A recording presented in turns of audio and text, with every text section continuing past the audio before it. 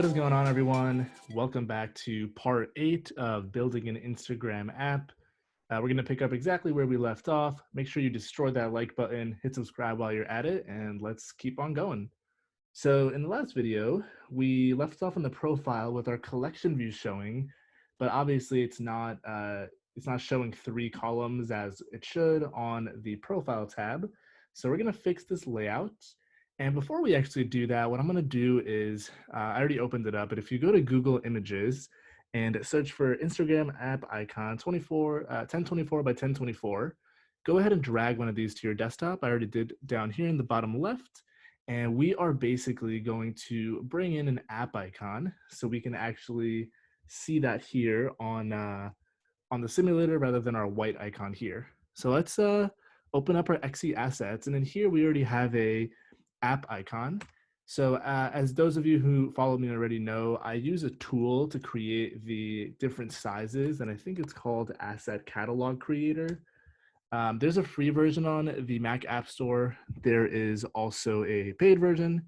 So this is the paid version, not sponsored or anything, but I really like it. It's a really cool tool. So we're going to select app icon here, and we're going to drag in the file we dragged to our desktop from Google, which is the 1024 by 1024 image.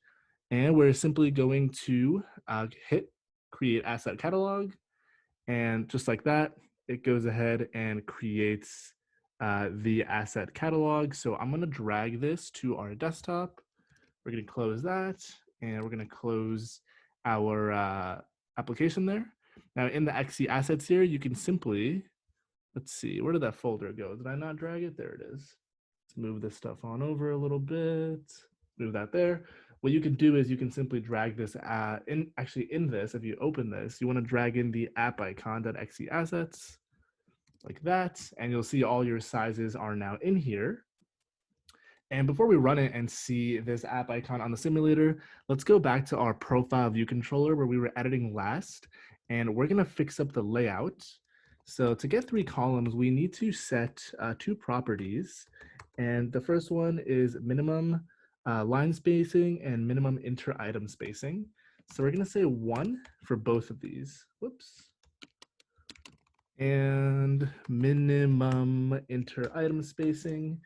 Now let's see, what else do we want? We want the item size to take account of that. So right now we're dividing, every item size is the width of the view over 3. So let's, instead of duplicating code, let's create one property here, since this is going to be a square. And it's basically going to be the width subtracting the buffer of each item, each cell, over 3. So we've said that the item spacing is 3. So in a 3-column layout, we have the left item padding for item 1, item 2 has 2 points, and item 3 has 1 point. So we should be subtracting 4. And once I render this on the simulator, I'll point out where I got those numbers from if they're correct. So go ahead and hit Command R. It'll take a little longer to compile since it's gonna pop in our app icon like that. Beautiful. And if we come here now, you can see we have a 3 by 3. And the reason we did 4 was because we were supposed to have 1 point here, 1 point here, 1 point here, and here, but it only looks like we have the middle. So what I'm going to do is, let's see if we can get away with only subtracting 2 and running it again. You could also play with the numbers to have some padding on the left as well. And I think I will right now really fast because it kind of looks slightly ugly. So we're going to say the top, we can leave that as 0. So we're going to say the left is 1 for the section insets and the right is 1 as well. Make sure you're subtracting 4 still, and let's see what that looks like. All right, so we've got some room over here. This looks larger than this one, so let's make that 2 one more time, and then I'll stop wasting time on the numbers and let you guys do that on your own time. So let's see what that looks like. All right, so we do want 4, so my calculation was correct. Awesome. So before we run it again, I'm also gonna go to this Xe asset and create a asset in here by right-clicking and hitting this new image asset. Call it test, and we're gonna come to Google Images here, and I'm gonna search for Instagram, I don't know, car square image. And go ahead and grab any of these pictures. Let's find something nicer that we're gonna have to look at while we develop the app. So I want something that's gonna look nicer. Square image mountains. Let's look at that. All right, much nicer. I can tolerate this image. Pick any of these, size is irrelevant, drag it to your desktop. And we're gonna bring this in so we can actually test with an image rather than a background color. So let's go back to this profile view controller. And right now, all we're doing in the cell for item is we're dequeuing this photo collection view cell, and we're just setting its background color. So I'm gonna get rid of that, and we're gonna click into the photo collection view cell that we made, and this is empty right now. So let's set up this cell. So basically, this photo collection view cell is only going to have an image view. So we're gonna say private let photo image view is going to be UI image view. And we are simply, whoops, we want the parentheses there. We're going to create this image view real quick in here. We're going to say clips to bounds is true. And let's see, what else do we want to say? We're going to return the image view. And we want every image view to, we want the image in every image view to take up the entirety of the image view, but also maintain the aspect ratio. So we're going to set this to scale aspect fill. And let's see, we want to override layout subviews. And we're going to say the image view, if it decides to autocomplete correctly for once, or actually if I decide to type it correctly for once, image view.frame is going to be content view.bounds. Now let's see, we also want prepare for reuse. And in here we'll simply call super, and we're going to nil out the image on this guy. And let's see what initializers are available to us. So we have initialize with the coder. Let's see what this one does. So super init, we want to do super init with frame.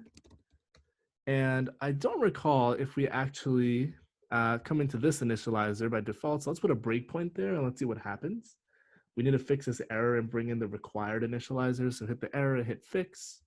But let's see what happens. So let's hit Command R and give it a second since we brought in a new image. Let's move this over. So we should hit that breakpoint when we come to this profile tab, which in fact we do. Beautiful. So hit the stop button up here. And in this initializer, what we want to do is simply say content view, add subview, photo image view. And then I like to be a little OCD about this and just say clips to bounds for the content view so nothing overflows. And we probably won't do this too much, but another thing you should think about doing is dealing with accessibility. So anyone who's visually impaired or uses VoiceOver on their device, basically when they tap something, there should be some audio read aloud. So accessibility labels are basically strings, and accessibility hints, if I can find it in here, this one is basically what gets also read aloud. It's a string after the label. So this could be double tap to open post. And this one could be user post image. And basically this is good practice if you want to really build an app and make it really commercializable, and make sure you allow every single user to use your app, equal opportunity. And it's really important that you take care of accessibility. So I just want to call that out there. Cool, so we have added our photo image view, we have prepared it for reuse, we laid it out. And finally, what we want is configure with a model. And we haven't created a model object yet, to just make it a string. What we're also going to do is we're going to say configure with image name. And basically this one is going to be for our test purposes. So let's just leave it in here. So I'm going to say photo image.image is UI image with a name, and the name is image name. And let's go ahead and create this model. So I am going to call this, let's see if we have it already. I don't remember if we made it or not. It should be a user post. Did I create a user post? Looks like we did create a user post. Okay, so we have a user post. There's a post type of photo and video. Let's put some more properties on here. So I'm gonna say thumbnail image. This is going to be a URL to a thumbnail image.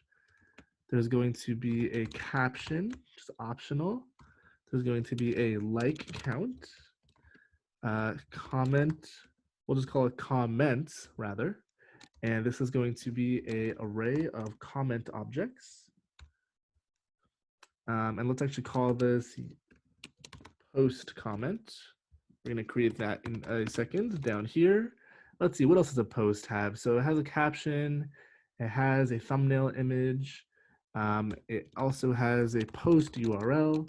So for this can either be basically a video, spell either correctly, either video, URL, or full resolution photo. And the caption, the user might not provide it, hence it's optional. Like count as an integer. We can derive the comment count for the number of comments in here. And we actually might even want to do this. We can say post likes, and we can derive the count from that, but we also want the user to be able to see who has liked their post. So I'm going to say post likes, and in here it's going to be a username, and we'll also have a post ID or post identifier. And let's add an identifier on this guy, identifier, which will just be some random ID to identify the unique post. And that actually reminds me, we want a date. So we're going to say posted date. Let's actually call it created date. And this is going to be a date object. So we might store it as a string, but we want our model to use a date. And I think that's probably good enough for now. Let's put a doc string up here. Represents a user post. So the like looks good. So the comment is going to be, so we're going to say commenter, user name. Let's just call it username. Actually, I'll be lazy for a second. We're going to say comment, or we'll call it text rather. And let's say created. We did create a date up here, so let's also do create a date down there.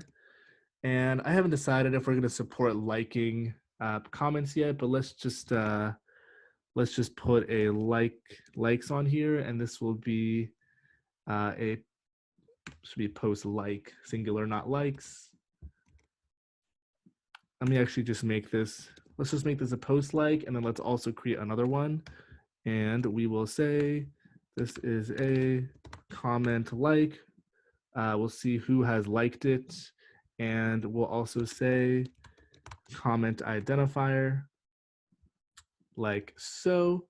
And likes is going to be an array of comment like, and we also should give this guy an identifier. So hit Command B, we have errors. Let's see what's up with our errors. Read declaration, configure with image name, and configure with model. So these are different. Okay, so let's see, we have image name. We're going to say configure debug. Let's just do that since this is our test one. And our model here will be a user post. And basically all we want to do here is get the URL. So we're going to say thumbnail URL is going to be model.thumbnail URL or thumbnail image. And I guess we should call this thumbnail image URL. Now we just leave it that. Actually changed my mind. So now we want to basically download the asset from this URL and assign it to the image view. So we can actually download it ourselves. However, we're going to bring in a framework to do that for us because it takes care of things like caching and all that good stuff. It's really important for performance. So I'll quickly talk about how to do it yourself. Basically, you're going to create a download session task. It's off of URL session shared, and you want a data task with a URL, with URL and completion. You would pass in the URL here, and the completion gives you the data back. So let's just say data. Oops. We can just ignore the other things for now. And basically, assuming the data is non-nil, you can say photo image, view image, and this would be a UI image with data, and I force unwrapped it.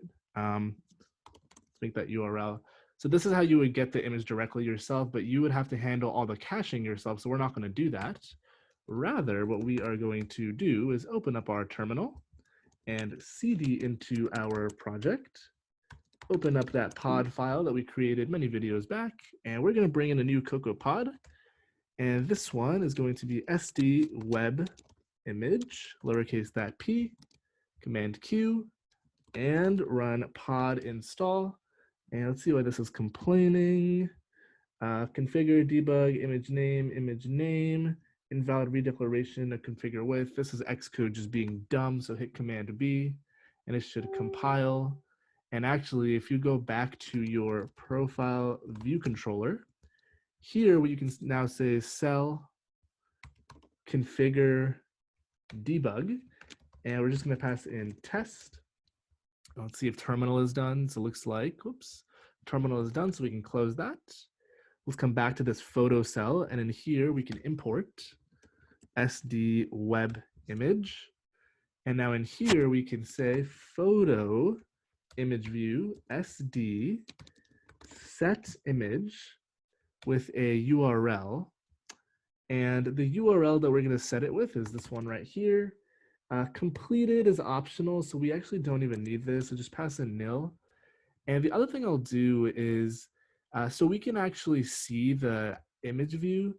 The way that Instagram does it is they set a very light colored background. So on the initializer here, I am going to say content view dot background color is secondary system background. Go ahead and hit Command R and let's see what this looks like. We should now see our test image. So bear with me, rather bear with Xcode being slow. All right, there it goes. Let's come here now. All right, looking good. So we see our images. They're all the same. So we might want to add some more test images later on, but you guys kind of get the point of what's going on here. So let's actually add our header up here, which should include our profile image and all that other good stuff. So let's see what I called it. So if we open this up, collection view headers, we have a profile header, collection reusable view thing in here. And let's see, what's the initializer in here? Init with frame. We're gonna say super init with frame and pass that in. And let's see, there is no content view, I believe, on this, correct? So we're gonna say background color, let's just make it system blue.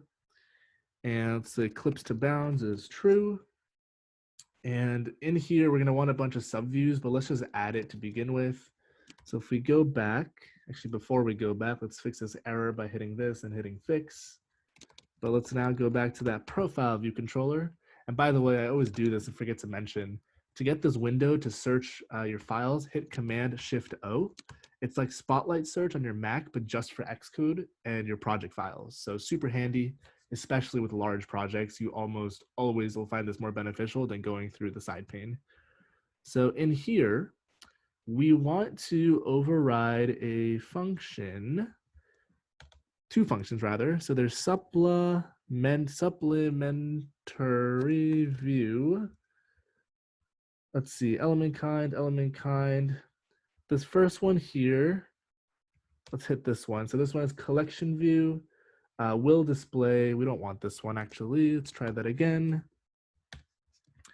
We want this one. So this one is view for supplementary element of kind.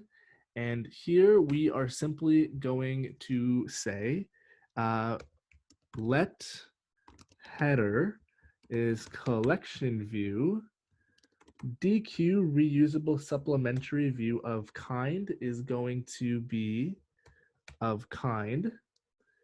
And reuse identifier will be our actual class dot identifier. And index path will be index path, which is a parameter. Make sure to force cast it. And we can simply return it here. Now this function gets called for footers as well. So what we want to do here is we're going to say guard kind equals UI collection view element kind section header, else it's trying to find a footer. So we're going to return nil like so. And let's see. So it looks like we're returning nil there. So let's see, collection view for supplementary view of kind string at index path. So it looks like this returns non-optional. So what I can actually do here is simply return a base UI collection reusable view.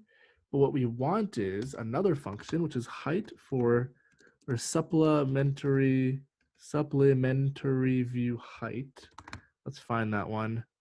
I can never spell supplementary, and I think it's this one, which is did end display. That's not the one we want. We want the one for the height. So this collection view should be one for the height. So this one is collection view target index path. Nope, that's not what we want either. So what we are going to do is we are going to command click into the data source. And let's see what that function is that I'm thinking of. So let's search for height. Looks like there is no height in here. Let's command click into the delegate and search for height. Looks like there's no height in here either. And let's command click into this guy. And looks like there is no height here either. So definitely not making it up, definitely exists. So we're gonna go to Google and search for Apple developer collection view supplementary view height. So there's collection view layout reference size. That's what we want. Reference size, header, and section. So I don't like editing these parts of the video out. I think it's helpful figuring out what functions are available to you and Googling things. Very practical in real life. So I'm not going to sit here and pretend like I don't Google things. So we're going to say reference height in the collection view. Let's see, there's collection view. Oh, reference size. That's the footer though. Bear with me. Reference size for the header in the section. So what we're going to say is if index or if section is 0 and right now we only have one section, we're going to add another one, which is why we're adding this. We are going to return CG size within a height. Width is going to be collection view dot width. Height is going to be collection view dot height over 3. And in the else case, or in any other case, we're going to return dot 0, which is basically 0 width, 0 height. Hit Command B, and let's see if this compiles. Should be compiling. Hit Command R, and let's see if we've got that header showing up now. All right, beautiful. So we now have this header up here. We're going to show a profile picture here, our follower things, our bio, all that good stuff. But we also want another section where we can show that little bar here where there's a tab to show your posts and then another button to show posts you're tagged in. And that's why I was saying we're going to want 2 sections. So let's come in here and say number of sections will be 2. And we have 30 rows. So we're going to say so in the section 2, we're going to show 30 rows, but we're going to say, or 30 items rather, we're going to say if section equals 0, return 0. Otherwise, we can return 30 like that. And let's see. For the height, we're going to say, if it is not section 0, we're going to return a CG size. Let me put a comment here. Size of section tabs. Width will stay the same, and the height we'll say is 65. And let's see, what else do we want to do? We still want to make sure it's not a footer, but here what we can say is if index path dot section is 1, which is the tabs header, we're going to basically do the same thing here, but we're going to change the type. So we are going to say this is now profile, what did I call it? Header. Let's see. The other class over here is called profile tabs collection view, reusable view.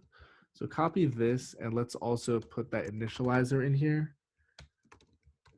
And this video is almost at time, just about over, but let's get this last header showing and we'll wrap it up. And we're gonna also want that required initializer, so that error pops up, hit that and hit fix. Let's go back to our profile view controller. And here, the identifier is going to be that class dot identifier, casted appropriately, and you can return the header. And let's actually rename this to be better. This can be profile header. And this one can be tab control header. Go ahead and hit Command R. Let's see why it's complaining. Looks like we forgot to get rid of that. Let's get rid of that. Hit Command R once more. And on this tab, we now see we have this orange thing here as well. And this is where there's going to be one button here for our grid of pictures and one here for our pictures that we are tagged in. So that actually reminds me, search for your user post struct. And we also want to add one more thing in here, and that is tagged users, which is going to be an array of user objects. And I don't think we have a user object yet, so we should probably go ahead and create a user object. And the other thing I'm going to do is let's take all of these models, because we're going to end up with a ton of models. And let's come into our models folder, which is somewhere in here. Here it is, models. And right now we'll just throw them into one model file. So hit new file, Swift file, and we're just going to call this models. Go ahead and paste those right in there and hit Command B. And it's complaining because we don't have a user. So let's go ahead and create a user struct up here. And a user is going to have a username. Let's see, what else is the user going to have? A user is also going to have, let's see. So we actually might not even want users. We might just want to hold usernames. So we could just make it a string like that. And let's see, but we do want a user at some point. So we're going to want username, first name, or we could just make this name, which is a tuple of first and last. And we're also going to want the user age in here possibly. So I'll make that an integer or years of age rather. Or let's actually make this birth date. That's probably better because we can calculate from that their age. We might want a gender, which is going to be a gender. And I'm going to add a gender enum up here. And this is going to be case male, female, and other. And let's see, what else? We got a username, name. I think we might want to also include their bio in here, which will be a string. Oh, and their counts. Their counts are, of course, important. So we're going to say counts is user count. And that'll be another struct. Let me make it below it, actually. And this is going to be followers, integer, following, integer, and posts, which is an integer. And finally, we're going to have created, I'm going to say join date, which will be the date that the user has joined. So hit Command B. Everything should be compiling. Hit Command R. Still should be good to go. We're making good progress here. In the next video, we'll probably take a look at this header here. If you haven't destroyed the like button already, make sure to do so. As always, hit subscribe while you're at it if you're new to the channel. If you've got any questions, don't hesitate to leave them down below. I love hearing from you guys in general. Thanks for watching, and I will catch you in part 9.